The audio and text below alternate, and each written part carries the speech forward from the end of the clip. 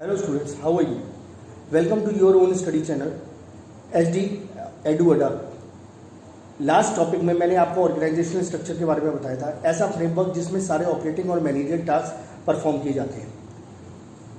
मैंने ये भी बताया था कि ऑर्गेनाइजेशनल स्ट्रक्चर दो प्रकार के होते हैं। First is functional structure, second one is divisional structure. इस वीडियो लेक्चर में हम फंक्शनल स्ट्रक्चर के बारे में पढ़ेंगे। So students, let's get started.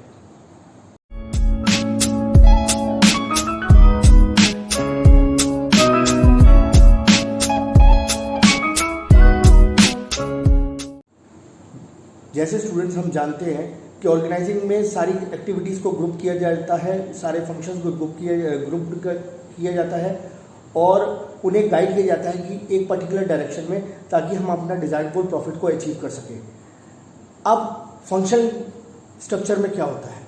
Functional structure function जितने भी फंक्शंस होते हैं ऑर्गेनाइजेशन में, जितने भी फंक्शंस होते हैं उन्हें ग्रुप कर दिया जाता है, डिपार्टमेंट बनाए जाते हैं और उसमें एक स्पेशलाइज रख दिया जाता है, स्पेशलाइज हेड कर दिया जाता है जिसके अंडर में सब लोग वर्क करते हैं। It refers to division of whole enterprises. जितनी भी एंटरप्राइजेज के वर्क है उन्हें पर्टिकुलर ग्रुप करके, एक स्पेसिफाइड ग्रुप करके उन्हें डिपार्टमेंट्स में बांट दिया जाता है। जैसे production department, finance department, marketing department, sales department. उसी प्रकार से all the activities are grouped, departments are created और and on the basis of specific functions to be performed। जो स्पेसिफिक फंक्शंस, आप प्रोडक्शन का काम है कि वो प्रोडक्शन से रिलेटेड जाएगा, मशीन से रिलेटेड जाएगा।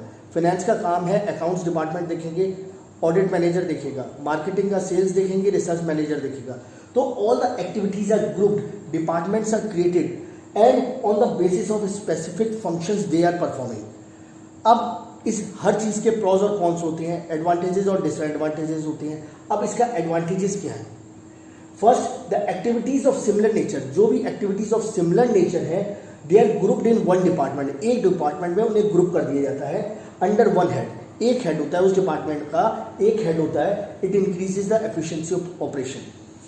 अगर प्रोडक्शन होना है तो हमने कई तरीके के काम है, प्रोडक्शन है, सेल्स है, मार्केटिंग है, फाइनेंस है, अलग अलग डिपार्टमेंट्स बने हुए हैं, अलग अलग डिपार्टमेंट्स का काम है। तो अब जब स्टार्टिंग में हम सब चीज़ों को इकट्ठा करेंगे तो हमें सबको पहले अलग अलग स्पेसिफिक रूप में अलग अलग करना पड़ेगा कि ये चीज़ प्रोडक्शन डिपार्टमेंट में आ रही है, ये सेल्स में जा रही है, ये फाइनेंस में आ रही है। तो सबके अलग अलग काम होते हैं। से उनको its group under single head. अब हर प्रोडक्शन का एक हेड होता है जो पूरे ऑपरेशन को चलाता है, पूरे ऑपरेशन का वर्क करता है। इससे जो प्रोडक्ट हर डिपार्टमेंट की एफिशिएंसी बढ़ जाती है ऑपरेशन में। सेकंड केस, जब एक बंदा हेड है और वही सुपरवाइज कर रहा है तो और एक तरीके के बंदों को एक पर्टिकुलर काइंड ऑफ वर्क करना है तो better coordination is maintained. The better coordination is maintained as all they have to follow one specialist. Production का एक हेड होगा, प्रोडक्शन मैनेजर, सेल्स का सेल्स एक अलग हेड होगा, फाइनेंस का अलग हेड होगा। फिर इट इंक्रीजेस, अब उसके बाद इट इंक्रीजेस द एफिशिएंसी। जब एक ही तरीके के बंदे, एक ही तरीके के एम्प्लॉयज़, प्रोडक्शन वाले हैं सिर्फ प्रोडक्शन का ही काम करते रहेंगे, फाइनेंस वाला अकाउंट्स ही बनाते रहेंगे, सेल्स वाला सेल्स का ही काम करेंगे, तो जब वो रिपीटेडली एक ही चीज़ को काम करेंगे इससे उनकी एफिशिएंसी बढ़ जाएगी, उनकी क्रिएटिविटी बढ़ जाएगी। Easy training. अब एक इसमें ये पॉइंट भी है कि जब हमें एक ही तरीके का वर्क करना है तो ट्रेनिंग बहुत ईजी हो जाती है। प्रोडक्शन वाला कोई भी जाएगा, एम्प्लॉय जाएगा, प्रोडक्शन से रिलेटेड जाएगा तो वो सिर्फ प्रोडक्शन का ही काम सीखेगा और किसी दूसरी चीज़ में काम नहीं करेगा। वो फाइनेंस में नहीं जा सकता, वो सेल्स में नहीं जा सकता। फिर it reduces the duplication of work. अब जिसने प्रोडक्शन का काम करना है वो प्रोडक्शन में ही जाएगा, जिसने फाइनेंस का काम करना है वो फाइनेंस का ही काम करेगा, जिसने सेल्स और मार्केटिंग का है वो सेल्स का ही काम करेंगे। तो इससे डुप्लीकेशन ऑफ वर्क नहीं होगा क्योंकि व्यक्ति को मालूम है उसे क्या करना है और वो किस चीज़ के लिए अपॉइंटेड हुआ है। मैं एक और एग्जांपल देता हूँ। स्कूल्स में लेके चलते हैं, हर department, science department, commerce department अलग अलग होता है। अगर शुरू में सब टीचर्स को इकट्ठा कर लिया गया कि ये फिजिक्स पढ़ाने वाले हैं, केमिस्ट्री पढ़ाने वाले हैं, बायो पढ़ाने वाले हैं, ये बीएसटी इकोनॉमिक्स और अकाउंट्स पढ़ाने वाले हैं। अब हेड डिपार्टमेंट्स बांट दी गई, स्कूल ने डिपार्टमेंट्स बांटे। साइंस डिपार्टमेंट अलग कर दिया, कॉमर्स डिपार्टमेंट अलग कर दिया, साइंस का एचओडी अलग बनाया और कॉमर्स का एचओडी अलग बनाया। अब उनके अंडर जितने भी आए टीचर्स आए, उन्होंने वर्क किया। फिजिक्स वाले ने फिजिक्स पढ़ाई, केमिस्ट्री वाले ने केमिस्ट्री, बायो वाले ने बायो, बीएसटी इकोनॉमिक्स वालों ने बीएसटी इकोनॉमिक्स पढ़ाई, अकाउंट्स पढ़ाई। तो इस चीज़ से आप समझिए, क्योंकि आप एजुकेशन फील्ड में। उसके बाद अब हर चीज़ की एडवांटेज होती है तो हर चीज़ की डिसएडवांटेजेस भी होंगी। अब डिसएडवांटेजेस क्या है? Focuses on the department rather than the organizational objective। अब आपने एक चीज़ देखी होगी, अपने स्कूल से आप देख लीजिए, एक चीज़ आप देखिए कि जब साइंस डिपार्टमेंट और कॉमर्स डिपार्टमेंट वालों के हमेशा नंबर में कंपैरिजन होता है, तो सबका मेन ऑब्जेक्टिव अपने डिपार्टमेंट को सुपीरियर दिखाने की कोशिश करते हैं। वो ये भूल जाते हैं कि टोटल आउटपुट क्या रिजल्ट निकालना है, हमारा जो मेन ऑर्गेनाइजेशनल का गोल क्या है, वो भूल के वो सिर्फ डिपार्टमेंट के गोल पर ही इंक्लाइंड हो जाते हैं। सेकेंड केस है, employees can not be shifted from one department to another. अब एक तरीके का जो एम्प्लॉयज़ हैं जो प्रोडक्शन में काम कर रहे हैं, उन्हें हम फाइनेंस में नहीं भेज सकते। जो मशीन चलाना जानता हो वो अकाउंट्स कैसे बना लेगा, वो सेल्स में कैसे चला जाएगा। जो फिजिक्स पढ़ाने वाला है वो क्या बीएसटी कैसे पढ़ा लेगा, या इकोनॉमिक्स कैसे पढ़ा लेगा, या अकाउंट्स कैसे पढ़ा लेगा। और अकाउंट्स वाले से कहा जाए कि अगर आप फिजिक्स या केमिस्ट्री पढ़ा लीजिए तो पढ़ा लेगा, आप अपने दिल से पूछिए, नहीं पढ़ा पाएगा। तो employees can not be shifted from one department to another. अब वो जो बंदा एम्प्लॉय हमने रखा है, ऑर्गेनाइजेशन ने रखा है, वो सिर्फ वही काम कर सकता है जिसके लिए वो जिस डिपार्टमेंट में रखा गया है, वो दूसरे डिपार्टमेंट का काम नहीं कर सकता। फिर डिफ़िकल्ट टू फिक्स अकाउंटेबिलिटी। अब जब ऑर्गेनाइजेशन गोल, जब हमारा डिजायर्ड गोल हमें मिलता है और कई बार उसमें शॉर्टेज हो जाती है, कई बार प्लस हो जाता है, कई बार माइनस हो जाता है, तो हम अकाउंटेबिलिटी फिक्स नहीं कर पाते कि किसकी गलती की वजह से हमारा रिजल्ट ये आया, अच्छा आया तो क्या आया और बुरा आया, तो हम अकाउंटेबिलिटी फिक्स नहीं कर पाते।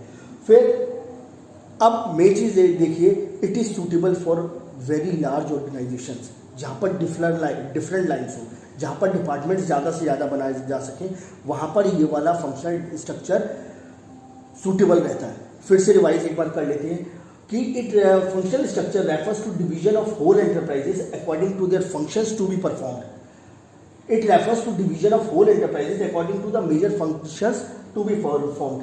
फिर उसका है, और अब जितनी भी एक्टिविटीज़ हैं उन्हें ग्रुप कर दिया जाता है, डिपार्टमेंट बना दिया जाता है, डिपार्टमेंट का एक डिपार्टमेंट हेड बना दिया जाता है on the basis of functions to be perform, like production, sales, marketing, finance. सबका अलग अलग, हर काम को उन्होंने डिपार्टमेंट में अलग अलग बांट देते हैं और उसका एक डिपार्टमेंटल हेड कर देते हैं। ठीक उसी के अंडर एम्प्लॉयज ने वर्क करना होता है। फिर अब एडवांटेजेस और डिसएडवांटेजेस आप देखते हैं। अब activities of similar nature are grouped in one department under one head, it increases the efficiency of operation. अब जब डिपार्टमेंट बन गए, डिपार्टमेंटल हेड भी एक नियुक्त हो गया, तो अब उन्होंने एक पर्टिकुलर काइंड ऑफ वर्क करना है, it increases the efficiency of operation. काम जल्दी होगा क्योंकि दूसरे के काम में कोई इंटरफियर नहीं करेगा। Second, better coordination. जब वर्कर्स को मालूम है उन्हें एक ही तरीके का काम करना है और एक ही हेड की उन्होंने आदेश सुनना है, तो बेटर कोऑर्डिनेशन इज मेंटेन। फिर उसके बाद है इट इंक्रीजेज एफिशिएंसी। जब एम्प्लॉयज़ एक ही तरीके के काम को हर डिपार्टमेंट का एम्प्लॉय अपने डिपार्टमेंट के काम को रिपीटेडली बार बार परफॉर्म करेगा, तो इससे उसकी एफिशिएंसी इंक्रीज हो जाएगी। इजी ट्रेनिंग, कोई भी नया एम्प्लॉय अगर एंटर होता है और वो अपने पर्टिकुलर डिपार्टमेंट में एंटर होता है, तो उसको जब वो ये देखता है कि सारे एम्प्लॉयज़ एक ही तरीके का वर्क करते हैं, तो उनको देखते हुए स्पेशलाइज्ड हेड के अंडर उसे इजी ट्रेनिंग मिल जाती है। उसे मालूम चल जाता है कि उसे क्या क्या काम करना है, क्या काम परफॉर्म करना है। Reduces the duplication of work. अब एम्प्लॉयज़ रोज एक ही तरीके का काम कर रहे हैं। अकाउंट्स वाला अकाउंट्स पूरा मेंटेन कर रहा है, फाइनेंस वाला फाइनेंस देख रहा है, अब सेल्स वाले सेल्स का ही देख रहे हैं, मार्केटिंग वाले मार्केटिंग का ही देख रहे हैं, प्रोडक्शन वाले प्रोडक्शन का ही देख रहे हैं। तो it reduces the duplication of work. उन्हें मालूम है कि उन्हें डेली रिपीटेडली क्या करना है, तो इससे काम का डुप्लीकेशन नहीं होता। फिर आप उसके डिसएडवांटेजेस में भी चलते हैं। Focuses on departmental objective rather than the organisational objectives. आप एक बात मानिए कि हर डिपार्टमेंट अब दूसरे डिपार्टमेंट को ओवरलुक करना चाहता है, वो ये चाहता है कि उसका डिपार्टमेंट सुपीरियर कहलाया जाए, तो इससे वो अपने डिपार्टमेंट पे ज़्यादा फोकस करते हैं, अपने डिपार्टमेंटल ऑब्जेक्टिव पे ज़्यादा फोकस करते हैं rather than focusing on the organisational objective, that is to get the desired result और profit. Employees can not be shifted from one department to another. अगर प्रोडक्शन वाला डिपार्टमेंट का अगर कोई एम्प्लॉई है तो उसे हम सेल्स में नहीं भेज सकते मार्केट, वो सिर्फ क्योंकि वो मशीन चलाना ही जानता है। और अगर फाइनेंस वाला है वो अकाउंट्स खाते लिखना जानता है, अगर उससे कहा जाए कि मशीन चला लो तो वो मशीन ही चला पाएगा, जिसका काम उसी को साझे। फिर डिफ़िकल्ट टू फिक्स अकाउंटेबिलिटी, जब रिजल्ट निकल के आता है तो इस फंक्शनल स्ट्रक्चर में हम ये नहीं जज कर पाते कि किस डिपार्टमेंट की किस काम की वजह से हमारा शॉर्टेज हुआ या हाई हुआ, तो हम अकाउंटेबिलिटी फिक्स नहीं कर पाते।